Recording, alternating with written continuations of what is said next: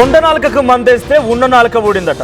అలా ఉంది Donald Trump పరిస్థితి. ఇప్పుడు ప్రపంచం మొత్తం తన చెప్పు చేతల్లో పెట్టుకోవాలి, కంట్రోల్ చేయాలి, తనే ఒక నియంతలాగా వ్యవహరించాలి, ప్రపంచాన్ని మొత్తాన్ని కూడా శాసించాలి అని చెప్పినటువంటి డొనాల్డ్ ట్రంపే ఇప్పుడు తన పదవి కింది గండం వచ్చింది.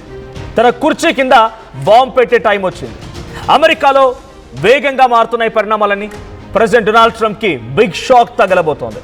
ట్రంప్పై అమెరికాలో వ్యతిరేకత కూడా రోజు రోజుకి పెరిగిపోతోంది. ట్రంప్కు అభిశంసన ముప్పు ఏర్పడింది. హర్ముజ్ను ఓపెన్ చేయాలని, లేదంటే ఇరాన్ నాగరికతను అంతం చేస్తానంటూ ట్రంప్ వార్నింగ్ ఇస్తూ ఓ ట్వీట్ కూడా చేశారు. మరి ఎంత నీచంగా మాట్లాడుకొచ్చారంటే, ఐఎమ్ సారీ, ఆయన లాంగ్వేజ్ని, ఆయన ఉపయోగించిన పదాలని మీకోసం ఉపయోగించాల్సి వస్తోంది. ఫకిన్ బాస్టర్డ్స్ అనేటువంటి పదాన్ని ఉపయోగించారు. అమెరికా అనేటువంటి ఒక అగ్రరాజ్యానికి అధ్యక్షుడిగా వ్యవహరిస్తున్న డొనాల్డ్ ట్రంప్ చదువుకున్న వ్యక్తి, గతంలో వ్యాపారి, ఒకసారి ప్రెసిడెంట్గా చేసిన వ్యక్తి ఎంత నీచాతి నీచంగా రోడ్డుపై నిజంగా చిల్లర కంటే ఎక్కువగా మాట్లాడిన పరిస్థితి. సో ఒక దేశాన్ని ఉపయోగించి ఇంత దారుణంగా ఎవరు కూడా, బహుశా ఆయన స్థానంలో ఉన్నవారు కానీ ఇతర దేశాల్లో ప్రెసిడెంట్లుగా ప్రధానులుగా ఉన్నవారు కూడా ఇంత దారుణంగా మాట్లాడిన దాఖలాలు. అయితే ఈ వ్యాఖ్యలపై ఇప్పుడు డెమోక్రట్లు అంటే అపోజిషన్ డెమోక్రట్స్ మండిపడుతున్నారు. అధ్యక్షుడి హోదాలో ఉండి నాగరికతను అంతం చేస్తానని బెదిరించడం ఏంటి అంటే క్వశ్చన్ చేస్తున్నారు. అమెరికా రాజ్యాంగాన్ని, జెనీవా ఒప్పందాలని ఉల్లంఘించమని ఫైర్ అవుతున్నారు. అధ్యక్షుడిగా ట్రంప్ను తొలగించాలనే డిమాండ్స్ కూడా వ్యక్తమవుతున్నాయి. అభిశంసనకు 70కి పైగా డెమోక్రట్లు, పలువురు సెనెట్లు కూడా మద్దతునిస్తున్నారు. లేదనంటే 25వ సవరణను ఉపయోగించి అధ్యక్ష పదవికి ట్రంప్ని అనర్హుడిగా ప్రకటించాలని డిమాండ్ వినిపిస్తోంది. ఇప్పటికే ట్రంప్ని దించేయాలంటూ లక్షలాది మంది జనం రోడ్డెక్కుతున్నారు. యుద్ధం కారణంగా ఇరాన్ను ఎదుర్కోలేక సొంత దేశంలో కూడా ఇప్పుడు ట్రంప్ తిరుగుబాటు ఎదుర్కొని ఉక్కిరిబిక్కిరవుతున్నారు. ఇక రెండు ఆప్షన్లు ఉన్నాయి. ఒకటి, అభిశంసన పెట్టాలి. అంటే టేకింగ్ అన్ ఎగ్జాంపుల్, మీకు అర్థం కావడం కోసం, అవిశ్వాసం మాదిరిగా. అవిశ్వాసం అంటే మినిమం 50%కి ఎబో ఎవరైతే సపోర్ట్గా ఉంటారో, నెగిటివ్గా ఉంటారో వాళ్ళని తొలగించాల్సిన అవసరం ఉంటుంది. సో ఈక్వల్గా అవిశంసన దాదాపుగా ఒకే అర్థం వచ్చేవి. సో తనపైన కూడా అవిశ్వాసం లేదా అభిశంసన పెట్టాలనేది సెనేటర్లు అండ్ డెమోక్రట్లు భావిస్తున్నారంట. సో అక్కడ అమెరికాలో కేవలం రిపబ్లికన్ పార్టీ తరఫున డొనాల్డ్ ట్రంపే గెలవలేదు కదా, డెమోక్రట్స్ అండ్ అపోజిషన్ కూడా ఉంది కదా. ఆ అపోజిషన్ పార్టీకి సంబంధించిన వివిధ ప్రాంతాల సెనేట్లు ఈ విషయాన్ని చెప్తున్నారు. 70 మంది డెమోక్రట్లు అండ్ మరికొంతమంది సెనేట్లు సొంత పార్టీలో కూడా వ్యతిరేకత ఎదుర్కొంటున్నారు. ఆయన ఇప్పటికే 10ల సంఖ్యలో లెటర్స్ వస్తున్నాయంటే జేడీ వ్యాన్స్కి. JD Vance as the president, vice ప్రెసిడెంట్గా ప్రెసిడెంట్ అమెరికాలో ఉన్నారు. సో ఆయనకి 10ల సంఖ్యలో లేఖలు వస్తున్నాయంటే బికాజ్ డొనాల్డ్ ట్రంప్ యొక్క మూలంగా అమెరికా దేశం మొత్తం తీవ్రంగా నష్టపోతోంది. డొనాల్డ్ ట్రంప్ని ఇప్పటికైనా కట్టడి చేసి ఆయన ఆ స్థానం నుంచి పక్కకు కూర్చోబెట్టకపోతే మరింత తీవ్రమైనటువంటి నష్టాన్ని అమెరికా చవి చూడాల్సి వస్తున్న రకంగా వార్నింగ్తో కూడిన మెసేజెస్ని, లెటర్స్ కూడా జేడీ వ్యాన్స్కి పంపిస్తున్నారంట. ఒకరికరు ఇద్దరు కాదు, 10ల సంఖ్యలో లేఖలు వస్తూ ఉన్నాయి.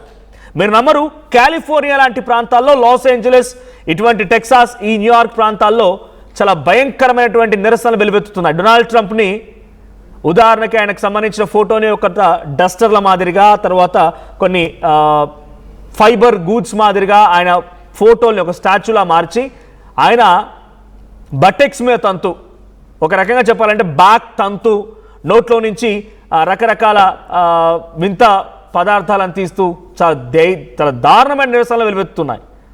చాలా భయంకరమైన నిరసనలు డొనాల్డ్ ట్రంప్కి వ్యతిరేకంగా. ఆ స్థాయి నిరసనలు బహుశా అమెరికా అధ్యక్షుడిగా పనిచేసిన ఎవరికి కూడా రాలేదేమో. అతి తక్కువ కాలంలో, కేవలం 7 ఏడాది కాలం పూర్తి చేసుకొని ఒక 2 నెలలు అవుతుందంతే. ఈ అతి తక్కువ కాలంలోనే భయంకరమైనటువంటి దారుణమైన నిరసన డొనాల్డ్ ట్రంప్ ఎదుర్కొంటున్నారు. ఇక్కడ నిజానికి అమెరికన్స్ ఏం భావిస్తున్నారంటే, ఇజ్రాయెల్కి ఇరాన్కి గొడవ. అసలు ఇజ్రాయెల్ ఇరాన్కి గొడవ ఏంటి కారణం? ఇజ్రాయెల్లో ఉన్నటువంటి ఇజ్రాయెల్ కొంత సౌత్ అండ్ లెబనాన్ని స్వాధీనపరుచుకుంది. ఆ తర్వాత అక్కడ కొంతమంది పలిస్తానీ సంబంధించి సపోర్టర్స్ అందరినీ కూడా వెళ్ళగొట్టే ప్రయత్నం చేసింది. హెజ్బొల్లా అనేటువంటి సంస్థ పుట్టింది. హెజ్బొల్లాకి ఇరాన్ సపోర్ట్ ఇచ్చింది. హెజ్బొల్లా కారణంగా ఇజ్రాయెల్ ఇబ్బంది పడుతోంది. అందుకే ఇరాన్కి ఇజ్రాయెల్కి గొడవ స్టార్ట్ అయింది. ఆ రెండు దేశాల మధ్య గొడవని డొనాల్డ్ ట్రంప్ ఎందుకు మధ్యలో వెళ్ళి గోక్కున్నాడు, గీక్కున్నాడు అనే రకంగా అమెరికా భావిస్తోంది. అసలు డొనాల్డ్ ట్రంప్కి అవసరం లేదు, ఏమాత్రం అవసరం లేదు. నిజంగా న్యూక్లియర్ పవర్ ఉంది, ఆ న్యూక్లియర్ పవర్తో ఏదైనా చేయగలుగుతుంది. కాబట్టి న్యూక్లియర్ పవర్ని తొలగించాలి అనుకుంటే పాకిస్తాన్ దగ్గర న్యూక్లియర్ పవర్ ఉంది, రష్యా దగ్గర ఉంది, చైనా దగ్గర ఉంది, ఇరాన్ దగ్గర ఉంది, ఇజ్రాయెల్ దగ్గర ఉంది. అన్ని దేశాల దగ్గర దాదాపుగా మోస్ట్ ఒక 60 కంట్రీస్ పైన దగ్గర ఈ న్యూక్లియర్ వెపన్ అనేది ఉంది. మరి వాటి ఏటిపైన కూడా దాడి చేయని డొనాల్డ్ ట్రంప్ కేవలం న్యూక్లియర్ పవర్ అనేటువంటి ఒక మాటతో అక్కడ దాడి చేశాడు. సరే, అప్పుడు కూడా దేశ ప్రజలు ఒప్పుకున్నారు, అక్కడ సెనేటర్లు కానీ అక్కడ డెమోక్రట్స్ కానీ యాక్సెప్ట్ చేశారు. So maybe he's trying for peace అని చెప్పి, లేదా ఇజ్రాయెల్ మన దేశం కాబట్టి ఇజ్రాయెల్కి మద్దతుగా మనం ఉండాలి కాబట్టి ఇజ్రాయెల్కి మద్దతుగా ఉండడం కోసం డొనాల్డ్ ట్రంప్ ఏదో ప్రయత్నం చేస్తున్నారు కాబట్టి వదిలేశారు అక్కడ దేశస్తులు, అక్కడ ప్రజలు, అక్కడ సెనేటర్లు కానీ డెమోక్రట్స్ కానీ. ఆ తర్వాత కొంత ముందడుగు వేసి మళ్ళీ యుద్ధం మొదలైన తర్వాత నుంచి డైరెక్ట్గా సామాన్యులపైన దాడి చేయండి, నాగరికతపై దాడి చేయండి అని చెప్పేటువంటి ఈ తప్పుడు మాటలు, ఈ తప్పుడు వ్యాఖ్యలే అక్కడి ప్రజల్ని, అక్కడి సెనేటర్ని, అక్కడ డెమోక్రట్స్ని ఆగ్రహానికి గురి చేసింది. ఏకంగా అక్కడ దేశస్తులే కాదు, యునైటెడ్ నేషన్స్ ఐరాసా జనరల్ సెక్రటరీ గుటెరెస్ ఆయన కూడా ఏం చెప్తున్నారంటే, మ్యాక్రో గుటెరెస్ కూడా ఏం చెప్తున్నారంటే, జెనీవా యుద్ధ నీతిని పాటించాల్సిందే అన్నట్టుగా కొన్ని సంకేతాలు డైరెక్ట్గా డొనాల్డ్ ట్రంప్ మెన్షన్ చేయకపోయినా జెనీవా పద్ధతిని మర్చిపోయారు, గుర్తు చేస్తున్నారంటే ఒక ట్వీట్ చేశాడంట ఆయన కూడా. అంటే డొనాల్డ్ ట్రంప్ పైన ఎంతటి తీవ్ర వ్యతిరేకత ఎదురవుతుందో అర్థమవుతోంది. సో మరి నిజానికి సాధ్యమవుతుందా? అమెరికా అగ్రరాజ్యమైనటువంటి అధ్యక్షుడు డొనాల్డ్ ట్రంప్ని తొలగించడం సాధ్యమవుతుందంటే అఫ్కోర్స్ రైట్ టు రీకాల్ అనేది లేదు, డైరెక్ట్గా ప్రజలే వారిని తొలగించే అవకాశం లేదు. కానీ అక్కడ సెనేటర్లు డెమోక్రట్లు మాత్రం తొలగించడానికి చాలా పర్ఫెక్ట్ ఆప్షన్ ఉందనేది వాళ్ళే చెప్తున్నారు. కాన్స్టిట్యూషన్ ప్రకారంగా 25th కాన్స్టిట్యూషనల్ అమెండ్మెంట్ ప్రకారంగా ఆయన తొలగించడానికి ఆవశ్యకత ఉంటుందంట. సో అలా ఎలా ఉంటుందనేది అక్కడ కాన్స్టిట్యూషన్ ప్రకారంగా ఏందనేది మళ్ళీ డీటెయిల్గా చెప్పే ప్రయత్నం చేస్తాను. బట్ 25వ సవరణను ఉపయోగించి అధ్యక్ష పదవికి అనర్హుడిగా ప్రకటించాలని డెమోక్రట్లు మొదటిగా మాటగా చెప్తున్నారు. సో ఆ తర్వాత అభిశంసనకి 70కి పైగా డెమోక్రట్లు, పలువురు సెనేట్లు కూడా మద్దతు తెలిపారంట. సో ఇవన్నీ కూడా కలగలిపి డొనాల్డ్ ట్రంప్ని ఆ కుర్చీ నుంచి పక్కన పెడితేనే అమెరికా కొంత ప్రపంచ దేశాలతో కలిసి నడవగలుగుతుంది. లేదంటే కనుక డొనాల్డ్ ట్రంప్ చర్యల మూలంగా పూర్తిగా అమెరికా మొత్తం కూడా తీవ్ర నాశనం అవ్వబోతుందనేది డెమోక్రట్లు, అక్కడ దేశస్తులు భావిస్తున్నారు. అధ్యక్షుడు డొనాల్డ్ ట్రంప్ తీరుపైన మండిపడుతున్నారు అంతా కూడా. సో రాజ్యాంగంలోని 25వ సవరణ ప్రయోగించి క్యాబినెట్ ఆయనను పదవి నుంచి అనర్హుడిగా ప్రకటించాలి, లేదా కాంగ్రెస్ ఆయనపై అభిశంసన తీర్మానం ప్రవేశపెట్టి దోషిగా నిర్ధారించాలనేది భావిస్తున్నారు. లేదు, కొన్ని సందర్భాల్లో రెండూ కూడా జరగాలని భావిస్తున్నారు. కాంగ్రెస్ అంటే అన్ని పార్టీలకు సంబంధించి, ఉదాహరణకి మన దగ్గర రాజ్యసభ లాంటిది కాంగ్రెస్ అనేది, అది పెద్దల సభ అమెరికాలో. At the same time cabinet 25వ రాజ్యాంగ సవరణ అమలు పెట్టి క్యాబినెట్ పక్కన పెట్టాలంటే సొంత పార్టీ నేతలే డొనాల్డ్ ట్రంప్ మా అధ్యక్షుడు వద్దని చెప్పి ఆయన విసిరి కొట్టాలి. ఈ రెండు ఏది జరిగినా కూడా డొనాల్డ్ ట్రంప్ పదవిపోయే అవకాశం, లేదంటే రెండూ జరగాలనేది కోరుకుంటున్నమాట. సో ఇటు ప్రతినిధుల సభ సెనేట్ సమావేశం కావాలి, అధ్యక్షుడి పైన అభిశంసన తీర్మానాలను ప్రతినిధులు సభలో ఆమోదించాలి. ఆ తర్వాత అధ్యక్షుడిని సెనేట్ దోషిగా నిర్ధారించి పదవిని తొలగించడాన్ని ఓటింగ్ జరిపించాలి, లేదా క్యాబినెట్ ఉపాధ్యక్షుడు కాంగ్రెస్ ఆమోదంతో 25వ సవరణ ప్రయోగించి ట్రంప్ను తొలగించాలి. ఈ రెండు ఆప్షన్లు ఉన్నాయి.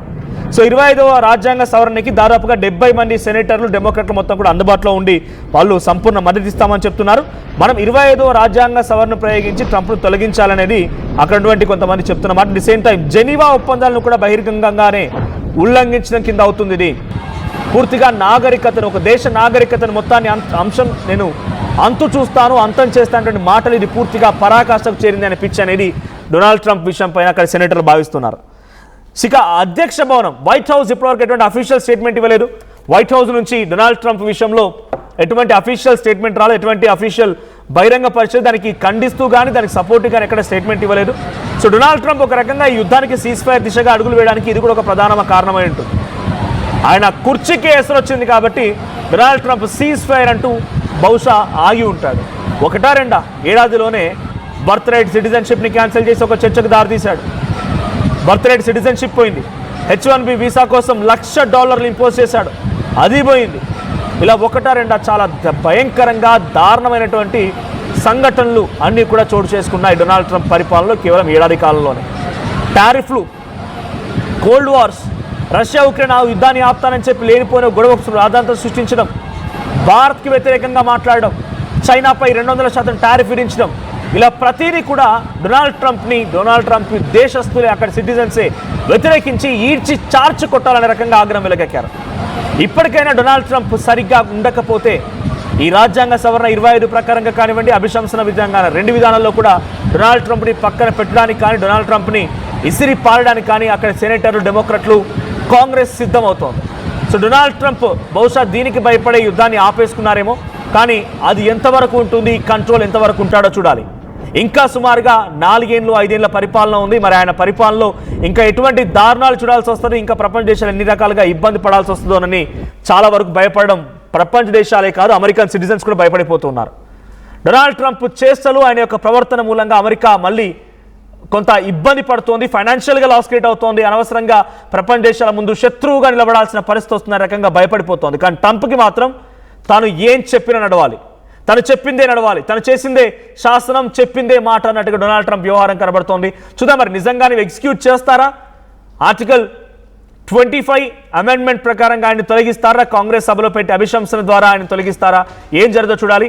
బట్ మీరేమనుకుంటున్నారు, డొనాల్డ్ ట్రంప్ని తొలగించాలనుకుంటున్నారా? మీ అభిప్రాయం ఏంటి, కామెంట్ చేయండి.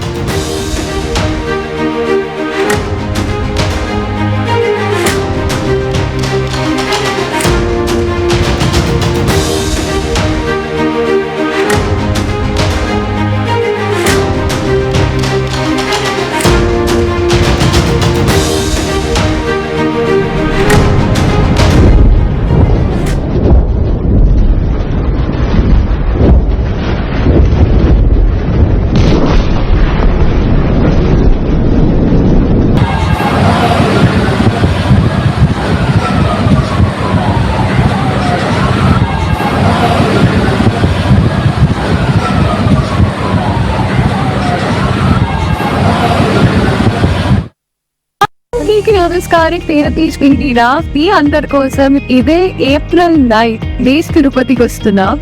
And it's for lucky shopping malls 16 store open అన్నమాట. సో నేను చాలా ఎక్సైటెడ్ గా ఉన్నాను, నాకు ఆఫర్స్ కూడా చాలా ఉండబోతున్నాయి. So see you very soon, let's celebrate together. ఇదే April 9. Lucky, lucky, lucky.